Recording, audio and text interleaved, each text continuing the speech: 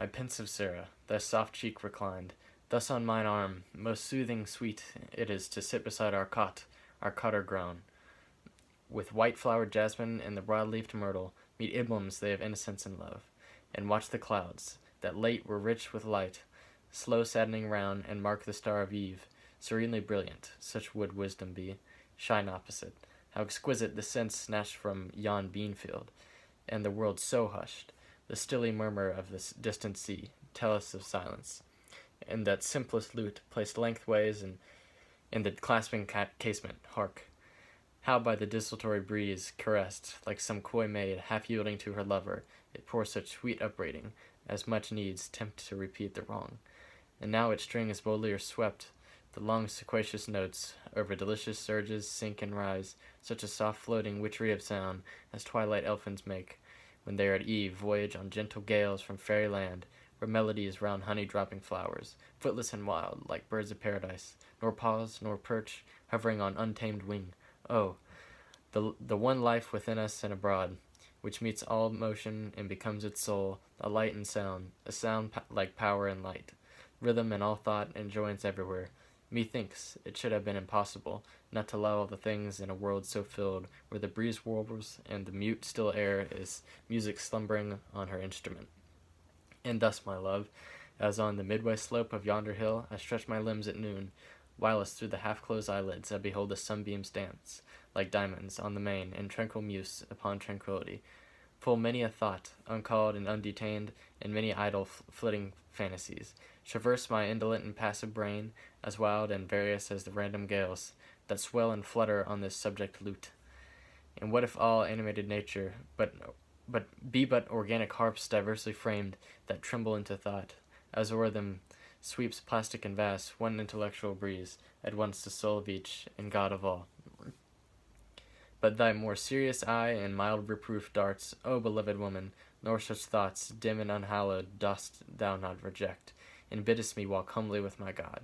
Meek daughter in the family of Christ, well hast thou, and said holily dispraised these shapings of ungenerate mind, bubbles that glitter as they rise and break on vain philosophies, babbling spring, for never guiltless may I speak of him, the incomprehensible, save when with awe I praise him, and with faith that inly feels, who with his saving mercies healed me, a sinful and most miserable man, wildered and dark, and gave me to possess peace and this cot, and thee, heart-monitored maid. So today we will be analyzing the Eolian Harp by Samuel Taylor Coleridge using the soapstone method.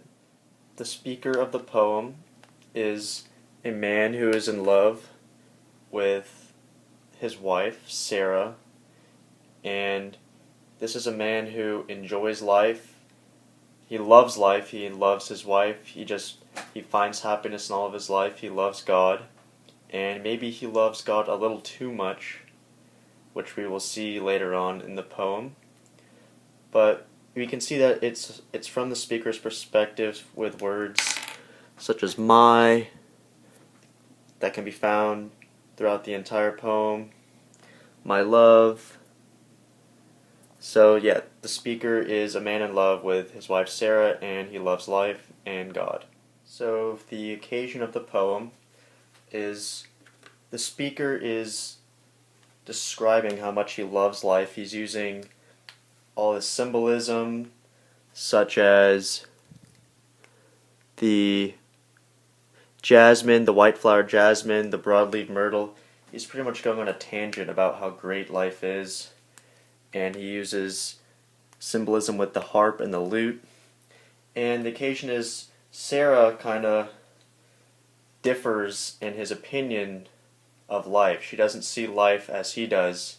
It's not that she doesn't like life, she just does not visualize it the same way that he does. So it shows at about line 49, the poem does sort of do a turn, and the speaker becomes less energetic, less passionate, and more serious and a little more grounded in reality.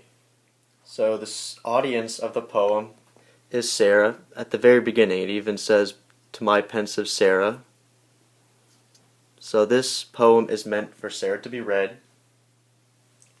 Another audience could be God, because this last paragraph here directly speaks of Christ and the incomprehensible faith. So this could be a message to God, and it's the speaker saying how much he loves God and he wants his life to be for God.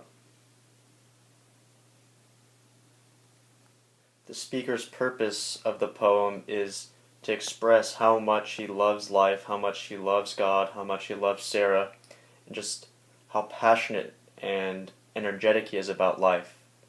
And he also has to learn to show some restraint. He has to know that not everyone, especially Sarah, doesn't view life this way, and that he has to, I guess, come down to reality and realize that not everyone is of his mindset, not everyone finds such joy in life, and that might be a little disappointing to him that not everyone can enjoy the life the way he does.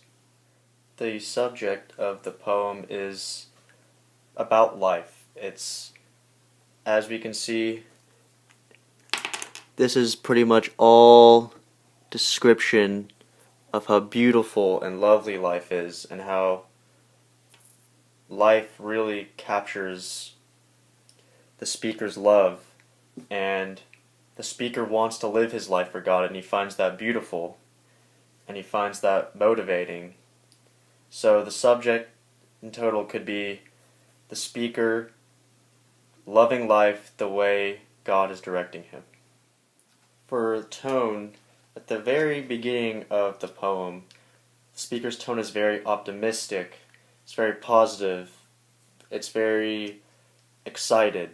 But it's important to notice that line 49, the poem takes a different turn, and the speaker becomes more tempered, restrained, and serious as he realizes that Sarah does not share the same view of life that he does. He still loves his life, and he still loves God, and he still finds life to be beautiful. But he's more restrained, he's not as excited, he's toning it down a little bit. And this last, after line 49, really shows how he's trying to tone himself down and restrain himself from overhyping life